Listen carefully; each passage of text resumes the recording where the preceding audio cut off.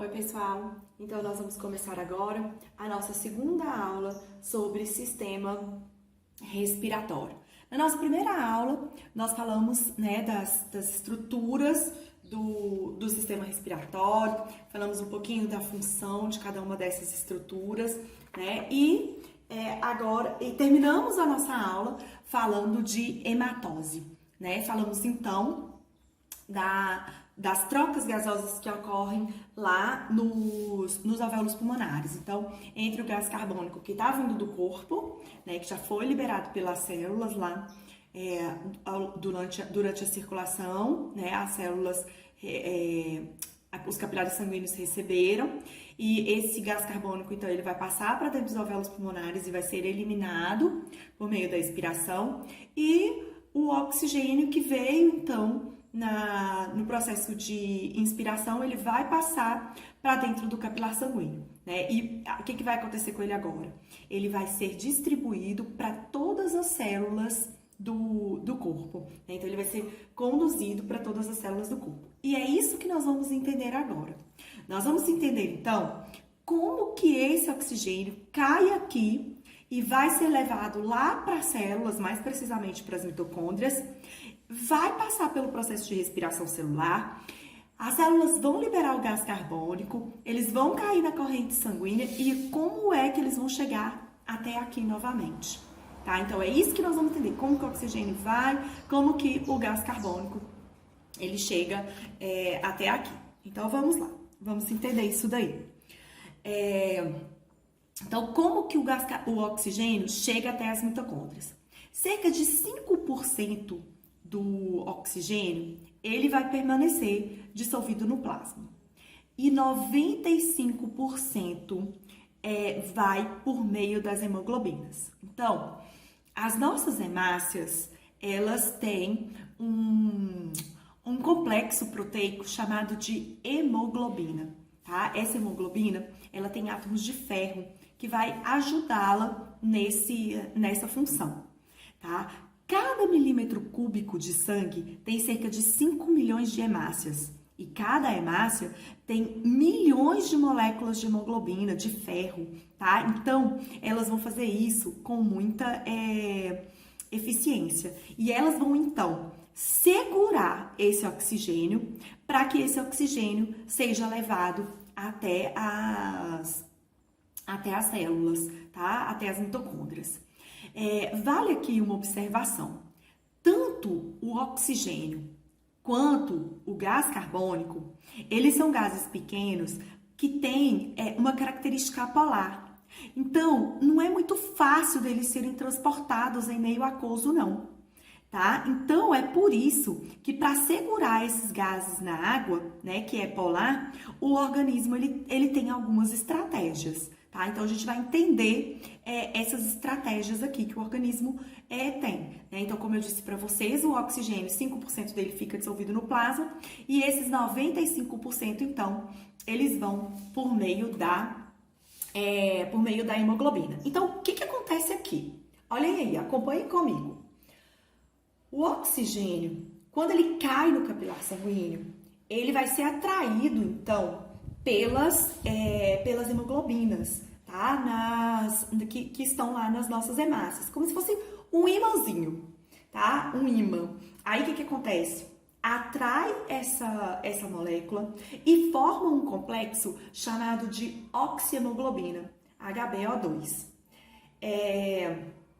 E esse complexo, então, cai lá na corrente sanguínea e vai sendo levado.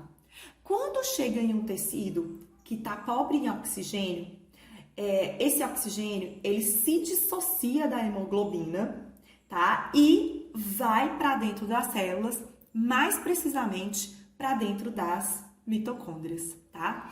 E aí, lá dentro das mitocôndrias, então, lá dentro das mitocôndrias vai ocorrer o processo de respiração celular e ocorre a liberação de CO2. E aí nós vamos ver agora como que o CO2 vai para os alvéolos pulmonares para ele ser eliminado. Então, cerca de 5 a 7% vai ficar lá no plasma, vai dissolvido mesmo no plasma, pela fluidez lá do sangue. 23% associa ao grupo amina que a hemoglobina tem, formando um complexo chamado de carbohemoglobina. Então, acompanha aí comigo. Então, o CO2 ele foi formado lá no processo de respiração celular, né? E saiu da célula. Quando ele sai da célula, ele fica lá no líquido que está banhando os tecidos, tá bom? Então, ele fica ali naquele líquido. Aí, ele é absorvido pelo capilar sanguíneo, por difusão mesmo, tá? E aí, ele vai, então, se associar ao grupo amina da hemoglobina, formando esse complexo, então, chamado de carbohemoglobina. E ele vai embora na circulação sanguínea. Quando ele chega lá nos pulmões, ele, então, se dissocia dessa hemoglobina e, por difusão, ele entra nos alvéolos pulmonares, onde ele vai ser eliminado por meio do processo de expiração, tá? Então, olha só, voltando aqui. Cerca de 30% nós já resolvemos. 5 a 7% vai ficar dissolvido lá no plasma, vai sendo conduzido pelo líquido. 23% vai se associar no grupo amina lá da hemoglobina. E 70%. Esse 70%, olha só o que vai acontecer. Quando esse gás carbônico cai Quando esse gás carbônico ele cai na corrente sanguínea, ele vai reagir com água. Então, olhem aqui. Quando o gás carbônico cai lá na corrente sanguínea, encontra água, a gente vai ter a formação de H2CO3, que é nada mais, nada menos do que nós chamamos de ácido carbônico. Vocês já devem ter aprendido lá na química, ou ainda irão aprender, que ácido, quando está em meio aquoso, normalmente ele se dissocia, formando H+, e aqui na dissociação vai ser formado, então, H+, e HCO3-, que é o íon bicarbonato.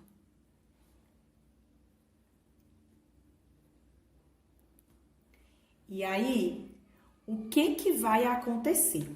Olha só, então caiu lá no meio aquoso e formou o ácido carbônico. Não se esqueçam desse ácido carbônico, tá? Esse ácido carbônico ele vai ser importante, a gente vai voltar nele depois, tá? A gente vai ver que o nosso sistema nervoso, ele depende dessa acidez para ele controlar o nosso processo respiratório, tá? E aí, o que vai acontecer? Esse H+, ele vai se associar às moléculas de hemoglobina, tá? Então, ele vai associar a molécula de hemoglobina que está lá no sangue, para ele ir embora, tá? Porque a gente quer saber como que ele vai chegar lá no alvéolo pulmonar, esse CO2. Então, esse H+, ele se prende lá na molécula de hemoglobina. E esse HCO3, ele fica no plasma e ele vai contribuir para controlar, então, a acidez do sangue. Ele vai ser importante para o sistema nervoso agir, tá? E vai embora. Quando chega lá nos capilares dos alvéolos pulmonares, o bicarbonato, ele entra nas hemácias, se liga ao H+, que tá lá, né? Forma o ácido carbônico que vai, que se desfaz, formando de novo o CO2 e água, tá? E esse CO2, então, ele vai cair dentro dos alvéolos pulmonares e vai ser levado para fora do corpo por meio do processo de expiração, tá? Então, é um processo complexo. Eu sugiro que vocês talvez deem uma paradinha e voltem um pouquinho para vocês entenderem, tá? Bom, e dentro, então, do nosso pulmão, nós temos, então, os brônquios, né, que vem lá daquela ramificação lá da nossa traqueia. Depois esses brônquios, eles se ramificam em bronquíolos, né? A gente tem nos bronquíolos os alvéolos pulmonares. E tudo isso agrupadinho, então, forma o principal órgão do sistema respiratório, que é o pulmão, tá? Na verdade, nós temos dois, né? São dois órgãos de forma piramidal, de consistência esponjosa, né? Por causa dos alvéolos pulmonares, né? Nós vimos que os alvéolos pulmonares, eles parecem aqueles balãozinhos, então eles vão dar essa consistência esponjosa. Ele mede mais ou menos aí 25 centímetros de comprimento, né? E pesa aproximadamente 700 gramas. Ele se localiza dentro da caixa torácica e é revestido externamente por duas membranas chamadas de pleuras, tá? Então, vamos entender isso daqui um pouquinho. Vamos imaginar que a minha mão aqui é a nossa caixa torácica, tá? Então, o que a gente tem? As nossas costelas, caixa torácica mesmo, tem um pedacinho dela aqui. E aqui, o nosso pulmão, essa outra mão, o nosso pulmão. Então, eu tenho a minha caixa torácica encapada pela pleura, tá? Então, eu tenho uma pleura, membrana, bem coladinha aqui na minha caixa torácica. E eu tenho também o meu pulmão revestido pela pleura. O que acontece? Nós vamos ver que o pulmão, ele se movimenta, ele se enche de ar, então ele se abre, tá? E ele se fecha. Quando ele faz esse movimento, olha o que está acontecendo. Ele está esbarrando na caixa torácica.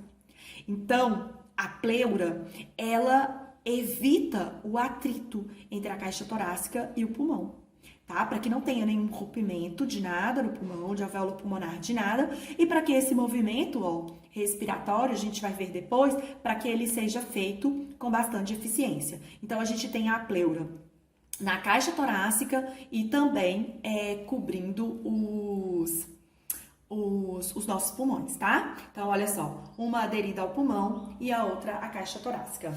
Os pulmões humanos, podem olhar aí na imagem, eles são divididos em segmentos denominados lobos. O pulmão esquerdo possui 2 lobos e o direito possui 3, tá? Isso daí, essa organização, ela é importante porque o coração, ele fica bem alojadinho aí no meio. E na base de cada pulmão, vocês podem observar aí, a gente tem o diafragma, tá? Então, essa é a organização do pulmão. E vamos continuar entendendo a ventilação pulmonar, tá? E pra gente entender, eu peguei, então, emprestado aqui, uma bolsinha da Maria Júlia, pra gente entender um pouquinho isso daqui.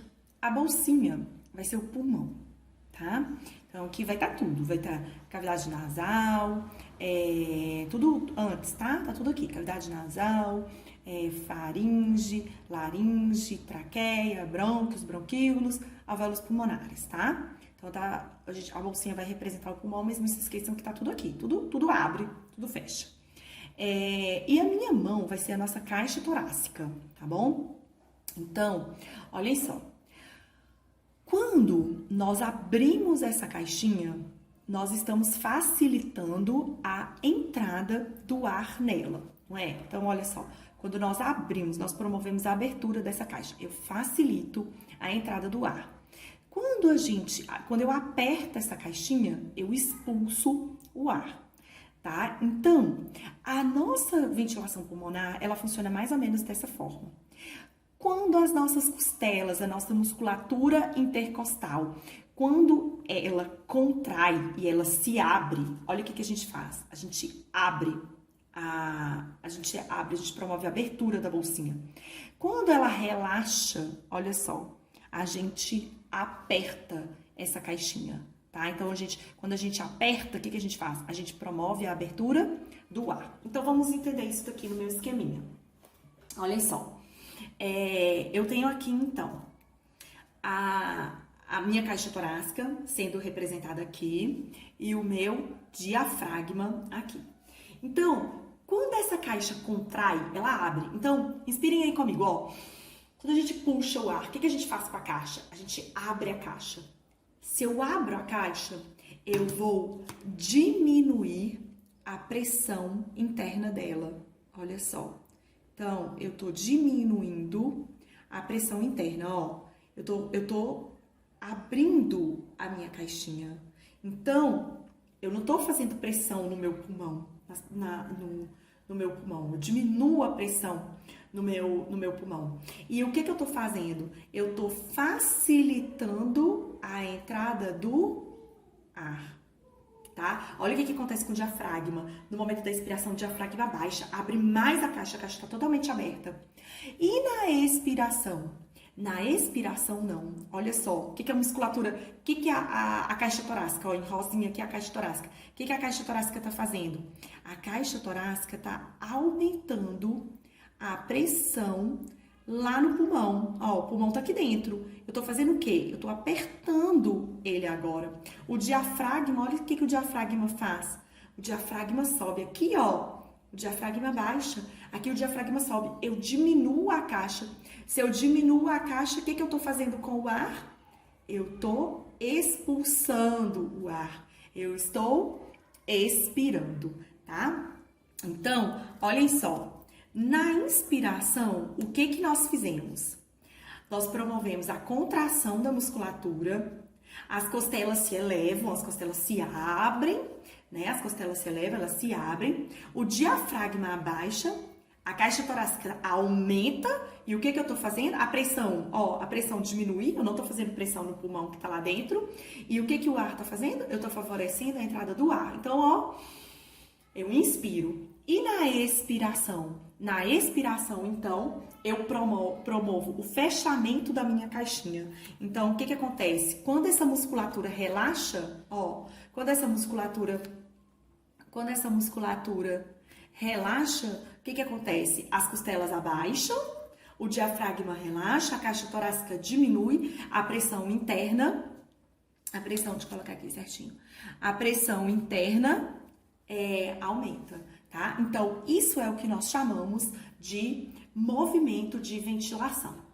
E vamos agora entender como que é feito o controle desse movimento. Então, o controle desse movimento, ele vai ser feito pelo nosso sistema nervoso, tá? Então, esse controle é involuntário, nós não percebemos isso, tá? E ele vai ser feito, então, pelo nosso sistema nervoso, mais precisamente pelo nosso bulbo, tá? Então, o que vai acontecer? Quando nós estamos em repouso, a cada 5 segundos, o nosso sistema nervoso, ele emite um impulso nervoso. Olha só, a cada 5 segundos, ele emite um impulso nervoso, e o que nós fazemos? Ó, o que nós fazemos? Abrimos a nossa caixinha. Inspiramos, tá? E aí, o que a gente faz? Ó, 5 segundos. O impulso nervoso vem, inspiro e relaxo. Inspiro, relaxo. Então, o que vai acontecendo? A cada 5 segundos, o sistema nervoso ele emite esse impulso, nós contraímos a musculatura, o diafragma abaixa, nós promovemos a inspiração. Então, vai assim, só que é involuntário. Nós não percebemos, tá? E quando nós estamos em exercício? As células musculares, no exercício, ela consome muito O2 e libera muito CO2. Se libera muito CO2, o que eu formo muito? Ácido carbônico. Quando o meu sistema nervoso percebe que o meu organismo está muito ácido, ele promove mais contrações musculares, tá? Então, ele diminui aquela frequência. E quando a gente tem diminuição de CO2. Imagine só que a gente está dentro de um elevador lotado de gente, o elevador demora a abrir. A gente vai consumindo todo o gás carbônico dali. A quantidade de oxigênio vai diminuindo. Então, se eu tenho pouco oxigênio está chegando lá no meu alvéolo pulmonar. Então, eu estou com uma quantidade de gás carbônico muito grande. Não está ocorrendo a hematose. O que acontece? O meu sistema nervoso também aumenta a frequência da contração muscular para melhorar essa eficiência. Então, vamos pegar aí comigo. Observem aí, só para a gente resumir isso daqui, para a gente entender melhor. Em relação à concentração de oxigênio, quando a minha concentração está alta, o que acontece com a minha frequência respiratória? Diminui. Quando a minha concentração de oxigênio está baixa, a minha frequência respiratória aumenta, né? Se eu tenho pouco oxigênio, eu preciso respirar mais para que venha mais oxigênio na inspiração.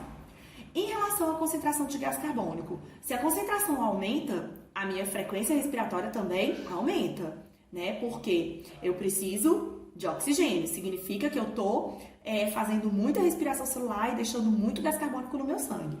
Se a minha concentração diminui, a minha frequência respiratória também diminui. Se o pH do meu sangue fica mais ácido, olha aí, eu tenho ácido carbônico, significa que eu tenho muito ácido carbônico em formação. Então, a minha frequência respiratória aumenta.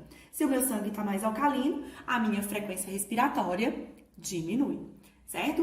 E aqui eu vou abrir um parênteses com vocês, só para explicar uma coisa, aproveitar que a gente está entendendo isso. A gente está escutando falar toda hora que a pessoa com o Covid-19, ela, dependendo do grau que a doença chega, a gente pode ter falta de ar. Por que a pessoa tem falta de ar? Olhem só. Vocês viram que para a hematose ocorrer, essa membrana aqui, ó, tá bem fininha para ocorrer difusão. Imagina só se os nossos alvéolos, nossas células estão machucadas. Vai liberando água. Imagina essa bolinha aqui, ó, cheia de água. Essa troca respiratória, ela fica comprometida.